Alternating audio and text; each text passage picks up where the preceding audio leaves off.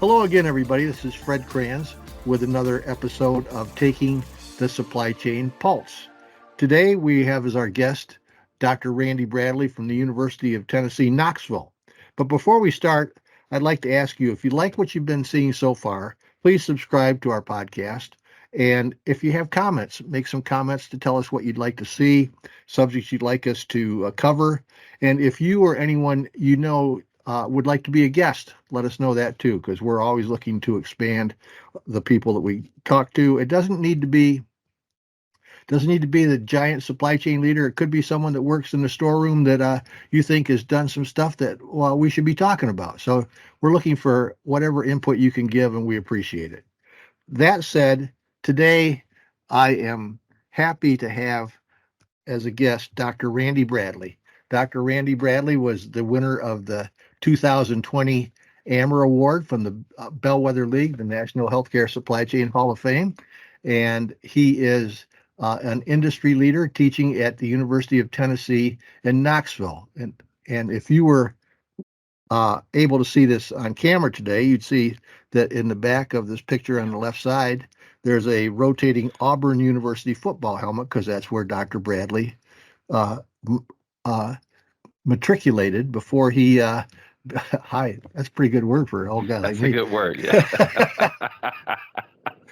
Before he got his advanced degree. So, Dr. Bradley, thanks for being here. Why don't you tell us a little bit about your background and how you got to where you are today?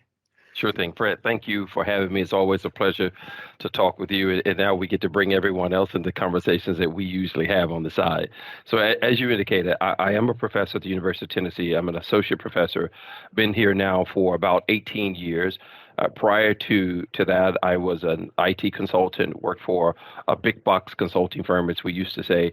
And since my time outside of that realm, I run my own public speaking and consulting firm where I work with companies around the world in terms of helping them with supply chain strategies, IT strategy, analytic strategies, as well as digital transformation and digital road mapping, or essentially defining, creating, and executing their digital journey.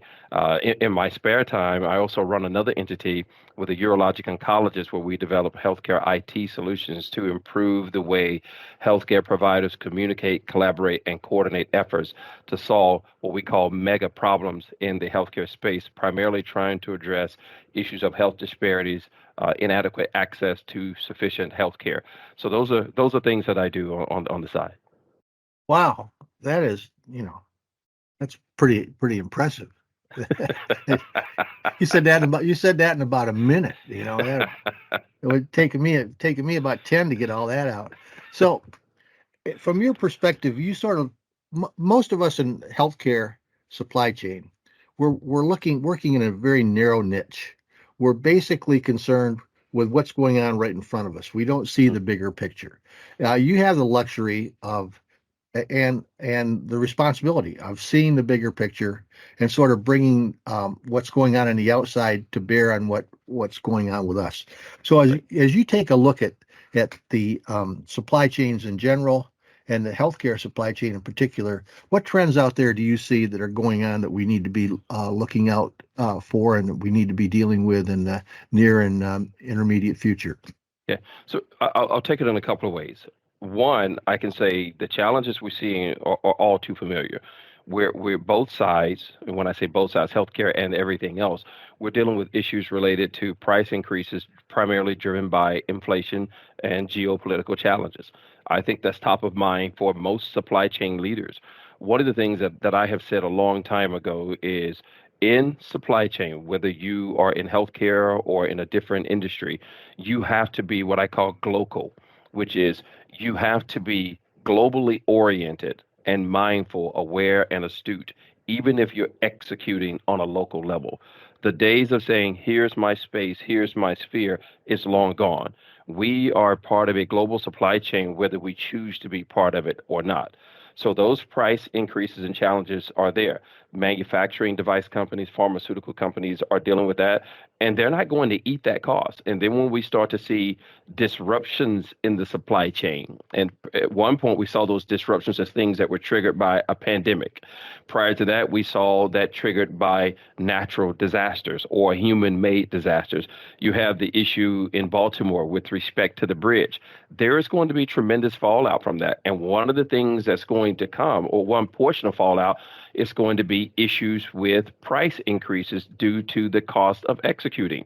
We've got to share, and I say we, those who had products on that vessel are going to share in the cost of reconstituting that vessel and recovering those items. I mean, that's just simply what happens in maritime situations. And so those are things we may not see for 3, 4, 5 years. We may look down the line and say, why are we experiencing cost increase? Why are our margins being decreased? And we're going to realize it was something that happened 3, 5 years prior to that. So I always tell people, pay attention to what we call tremors, because tremors ultimately become global and in many cases large scale earthquakes for those of us in this particular supply chain space.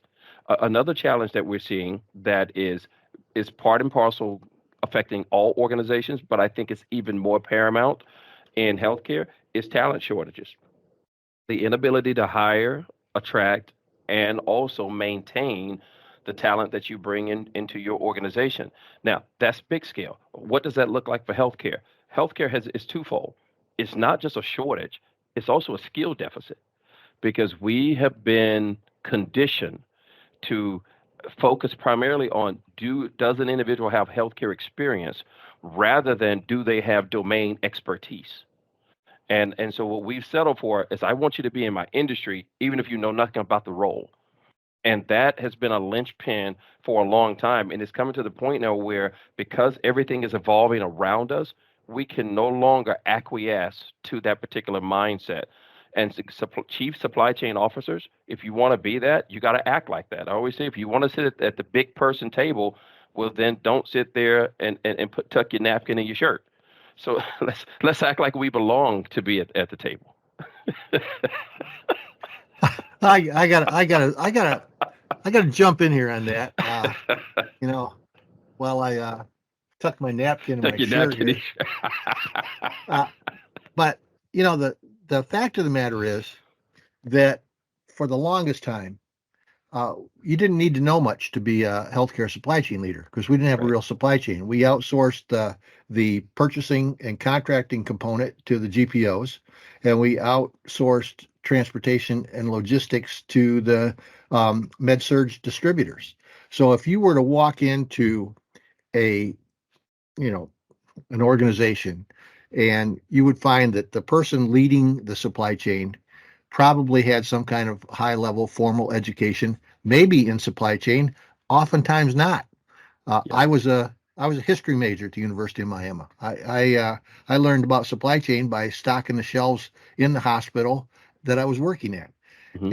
and so we never had to have any expertise about running supply chains. Now supply chains need to have people who know how to run supply chains running them, and they Right. also have to have more than one person in the operation that has expertise and talent and the skill sets that are necessary. So Right. as you said, the analytical skills, the various skills in transportation and logistics, and all kinds of operational stuff, it just isn't there. And to make it worse, historically, healthcare organizations have been really tight with the money and not willing to spend to get those type of people. Is that correct? Would you say that's fair? Oh, I fully agree with you. And I love the point that you made, which is, there was a time where supply chain wasn't a formalized discipline. There were not degree programs focused on supply chain.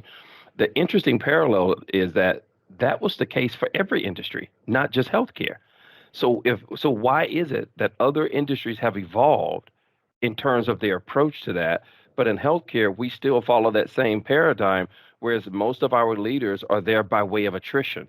It's about longevity, not necessarily because I'm actually skilled in that domain. I may be more skilled than those who work under me, but that's a fairly low bar to get over.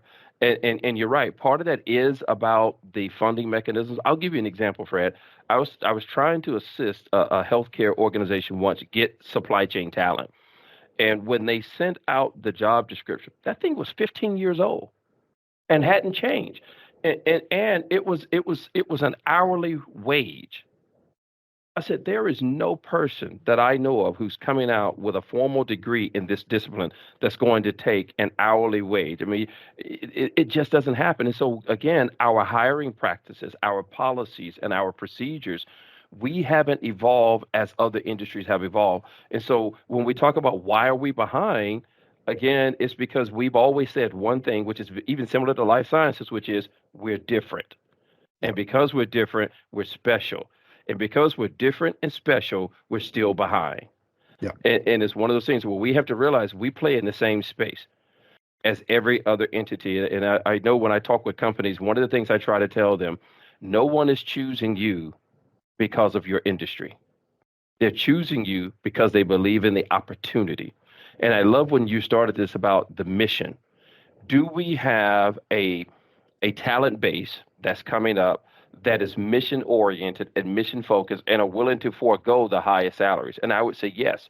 And I won't even say that it's been coming up. I think that has always been present. The problem is we have always led with, well, we can't afford to pay you what everyone else can afford to pay you. When you lead with that, you've really created this tension in this conversation that caused the person to sit back in their seat rather than saying, here's what I believe you can come in and help us do. We don't even lead with the mission. We lead with the low cost. Right. Yep. And the other day, it's interesting because you said something about low cost, which triggers something. I was at a meeting the other day about robotics, Okay. and this company representing the robotics was talking about all the different types of vehicles and what those vehicles were doing. And I typed in a question about this one large health system, Hmm. and I said, "How many FTEs did these things eliminate?" And the company that was selling the robotics said, "Oh, we're not there to eliminate FTEs. We're there to improve operations." So they just they transferred the FTEs to doing other things. And I wanted to type in big letters. It's always about the FTEs. You would not. And 2 days later, I swear to God, 2 days later, national publication says that same large IDN laid off 1,000 people, most of which were not patient facing, most of Hmm. which were in the support. So it does. It's always about controlling cost and reducing or curbing or right sizing the number of FTEs you have in the organization, and that has not changed since I've been around, and I doubt if it will ever change. So, how do we go about mitigating these circumstances? What do we do to create a successful future for folks in supply chain? Now that's interesting, Fred, because when you were talking about sort of that head count reduction or right sizing the workforce, as we oftentimes like to call it, you might be aware there was a recent release of a study that Gartner conducted with, I think it was about 175 supply chain leaders, and they were asking them about the role of generative AI. In particular, they were focused on the supply chain.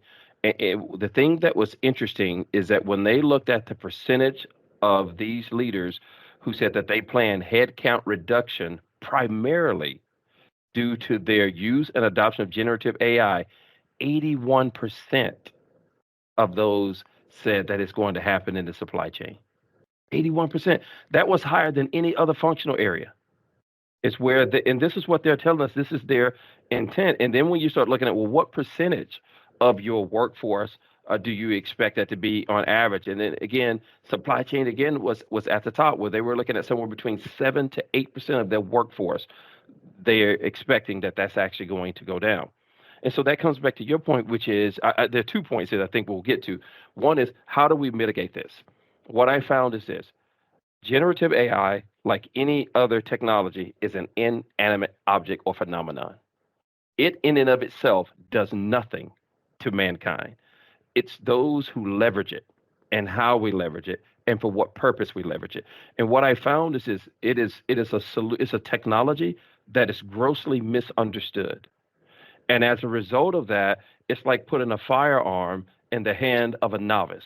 Bad things are going to happen at some point in time if we don't properly train them. And that's so one way is we have to make sure that people understand what is generative AI, where can it be valuable, but at the same time, how could we create some unintended consequences because of our lack of understanding and appreciation for what it can be doing and how it's done? Because I always tell people this: any large language model that you bring into your house was in someone else's house first, Right. meaning it was trained somewhere else by someone else on something else. And so even if your data and your approach is not biased, someone else has already biased it for you. And if you're not aware of that level of bias that is inherent, you're going to exacerbate that bias. And as a result, you're not going to get the value that you want. And you think it's about replacing people. I'm always a fan of this. I believe technology should allow us to do two things. It should allow us to it should feel and not steal. It should fill gaps in time, gaps in bodies, and it should fill gaps in knowledge. It should not. And so what that means is this: maybe I can't. We've already said there's a challenge with finding enough people. So if that's the challenge, why would I try to get rid of people? Logically, that makes absolutely no sense. I don't have enough people, so I'm going to let go of some. I mean, who does that? But yet it baffles me. And I often say, is there corporate brain drain? Do we get into the situation where there's so much group think to where no one ever thinks about the logical approach to really making decisions anymore? Well, you're hitting on a lot of things that you just wiped out a page I had over here. Uh, I was I was going to talk about Mo Gaudat, the former chief business officer for Google X, and Hmm. he said, number one, we don't understand half the things AI is doing. Number two, the speed at which AI is learning is petrifying. And Stephen Hawking in 2018 said, there is a greater danger from AI if we allow it to become self designing, because then it can improve itself rapidly and we will lose control. So you've talked about all that. And the next thing, and God said it a couple different ways, but bad actors are a problem. Hmm. Uh, no individuals were able to create nuclear weapons. It took large resources. You had to get U-235, which was difficult to get. A lot of Hmm. things, but you can take five smart guys in the basement and wreak havoc upon the universe if they got a Right. big enough system and access to enough data. Hmm. And since there's money to be made, Gaudat said that it's not human incompetence that will cause our downfall. It's human greed. And Yes. and to me, that's what it's scared me over the last few weeks. When the more I've been reading, the more frightened I get, because there's a load of money to be made out there, and someone can literally rule the world if they win this competition. Yeah, and for one of the things that I don't think we've spent enough time talking about in this space, whether we're talking generative AI or any other form of AI, is this: when and where does intellectual property still become something that we protect? Because if you think about it again, you're training these models on things that you don't own. You're recreating, adapting, and changing aspects, processes, and in some cases, inventions that you don't have the right to do. And so it's one of the things I remember one of the things I was looking at and when I was in my master's program many years ago is what do we do when our legal system, in terms of its pillars, doesn't move at the pace that technology advances? And so we're always behind. Whether we go back to the whole thing when you had these when you basically had music that was being streaming from these peer-to-peer networks, but yet the artists weren't benefiting from that because of how it was being done. It took us a while to rectify that, and then that actually led into another era where in which we had streaming music services, and you paid for that, and some of that was actually shared. Royalties were shared with the artist. But how are we doing that now when we're regenerating things? When if I say create an image that has that has Fred Cran playing baseball wearing a Lindor jersey, and then I give him Lindor's voice and I give him Lindor's swing, right? So where does Lindor end and Fred Cran begin?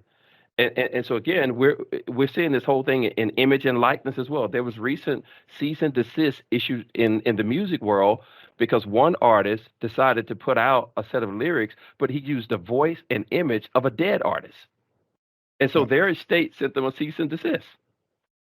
There you go. And these are simple things, compared Yeah. to being able to. My fear, and you hit on something that I think we need to get at, and that is the responsible organization. Yes. And that gets down to this: if I know that the guys that are moving the boxes through the warehouse, the guys that are unloading the trucks at the dock, can be effectively and operationally replaced by robots and machines, then my responsibility is to develop a program in which I can migrate these people Mhm. into doing, as you say, filling some of the gaps that are out there that are not able to be filled right now. Right.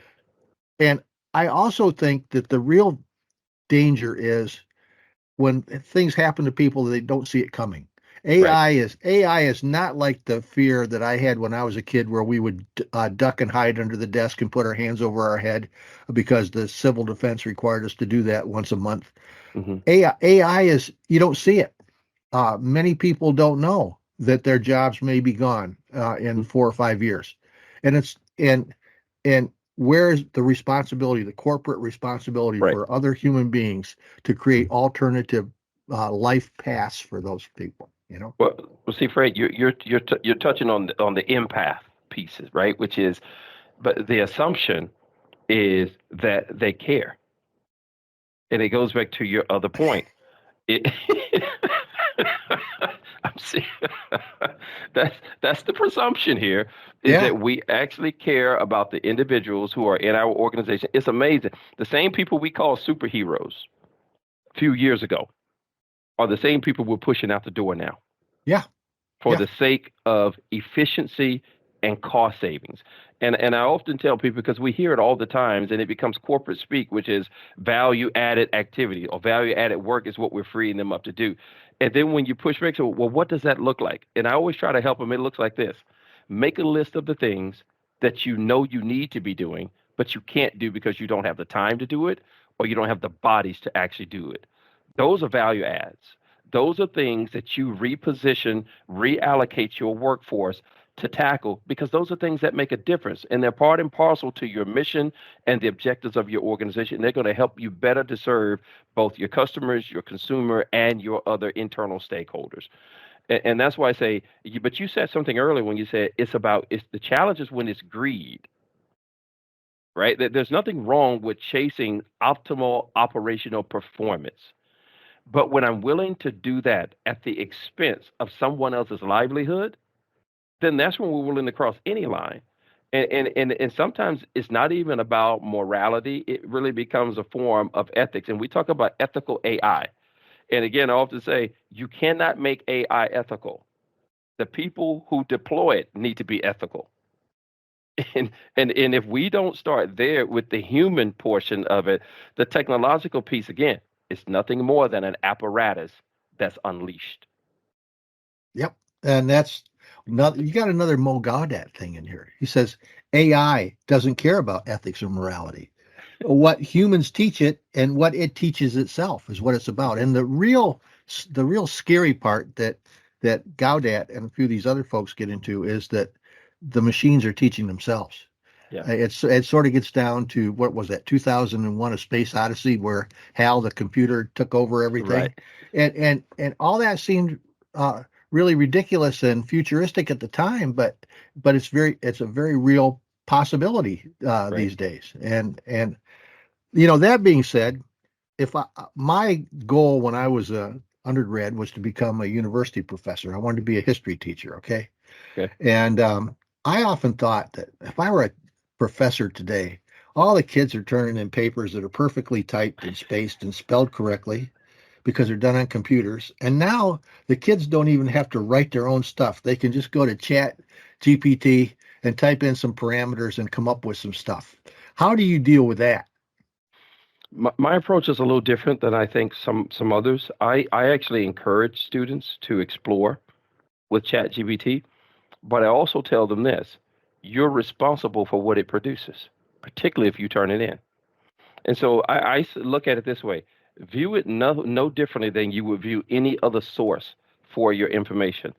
Cite it as a source, but at the same time, even if I cite something and I say it was written by Smith et al. 2023, well, I better know what Smith et al. Actually said.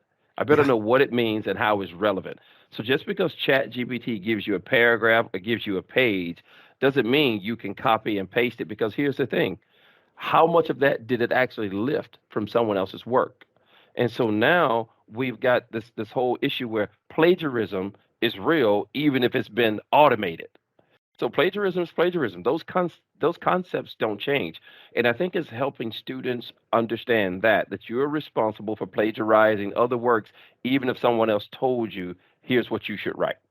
Yep. Well, when you think about it, uh, due to the way it works, uh, AI and ChatGPT, it's all plagiarism Yes, because the machines are accessing this gigantic database, and the database contains the work of other people. other people, So and there, oftentimes without attribution. yeah, and one of the things that I terms that I learned while I've been into this is a term of hallucinations. Have you ever heard of Yes, that?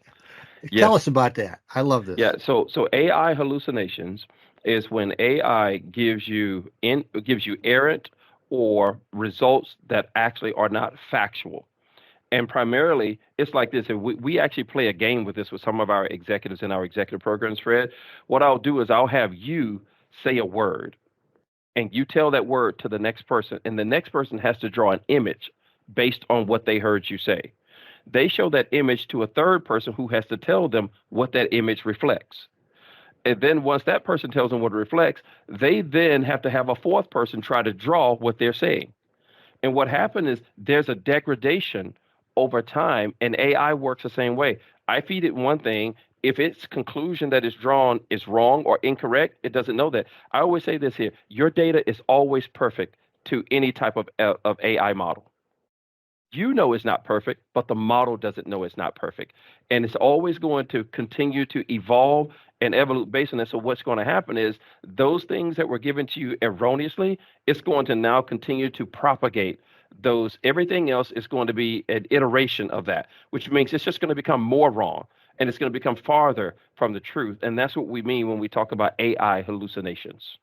Yeah, that was an interesting thing when I found it. So you have to have checkers. There have to Yes, be auditors out there of any input that you get from AI. that's AI right. can help you do research. It can give you ideas about if I wanted to write an article about supply chain.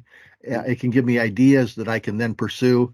But it's up to me to make sure that I just don't take this as being a verse from the Bible Right. and being scripture and then publishing it. So very good.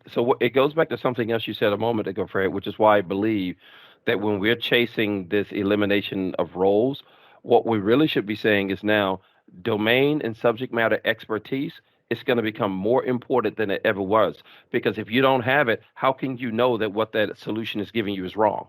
You Right, won't. right, You're just going right. to accept it as fact, and you're going to move forward. So when you eliminate that knowledge base from your organization, you have now created greater liability in the long run.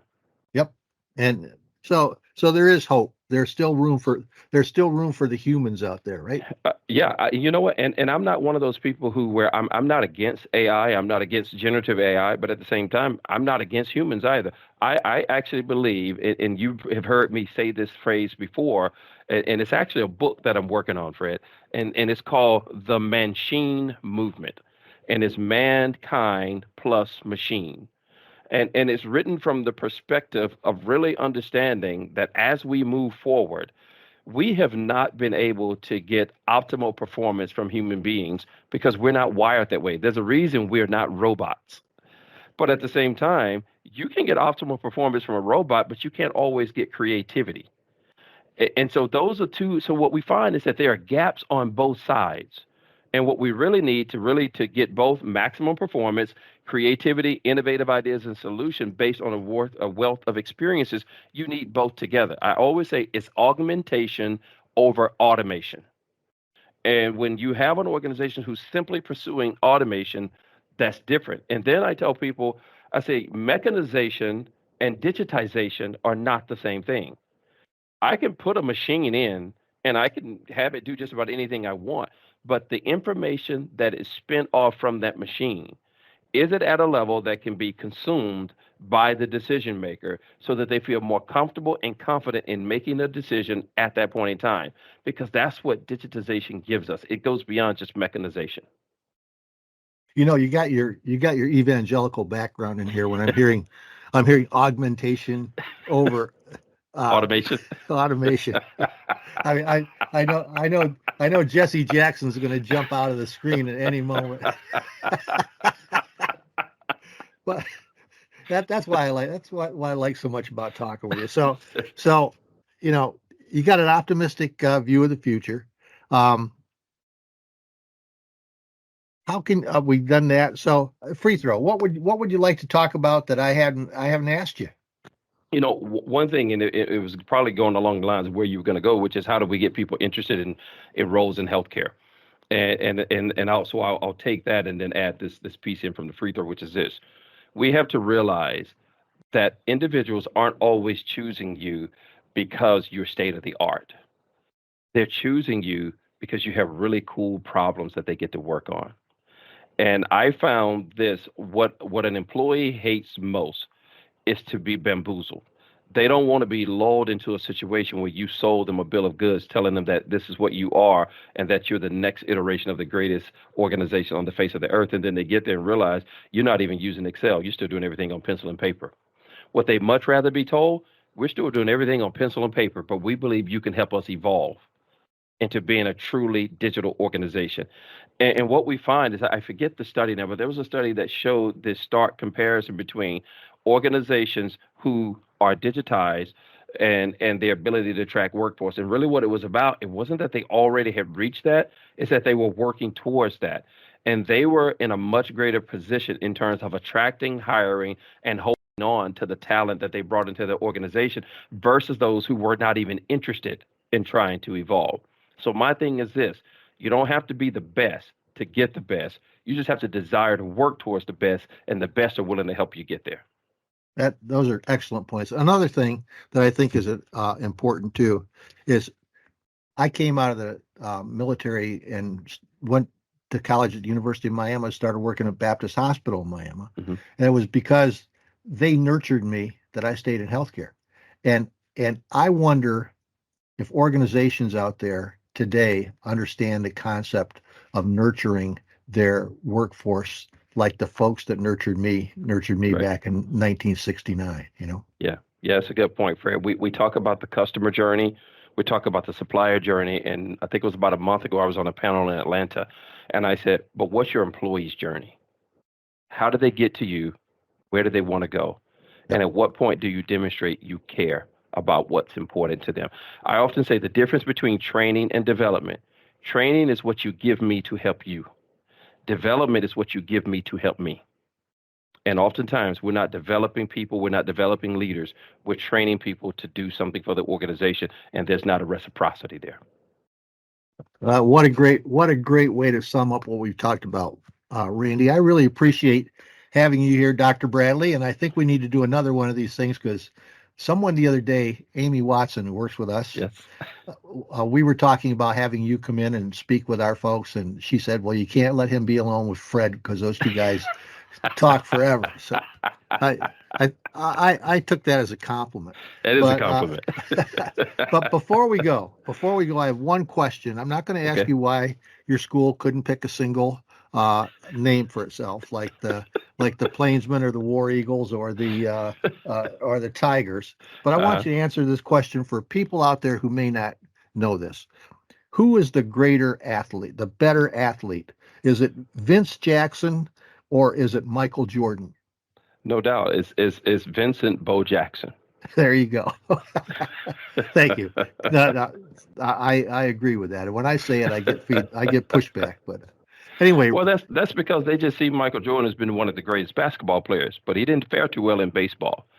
But hit yet, 205 at Double A. That's right, and you got a guy who played in the major league, played in the All-Star game, and then also was a Pro Bowler on the football field, was a world-class track star as well. So this guy was truly a world-class athlete. He ran a 4.260 on his way to track practice and only ran it once. It kept running right through the Just tunnel. kept running. Okay, Dr. Bradley, thank you so much. And everybody out there, please tune in next time for another episode of Taking the Supply Chain Pulse. Thanks again, Randy. See ya. It's been a pleasure. Take care. Thanks again, everybody, for listening to our podcast, Taking the Supply Chain Pulse. Subscribe, follow, and give us your comments for topics or improvements. And if you know some people that you think we should be interviewing, please tell us about them too. I can be reached at fcrans, C-R-A-N-S, at stonge, S-T-O-N-G-E.com. We'd love to hear from you. Thanks again. See you next time.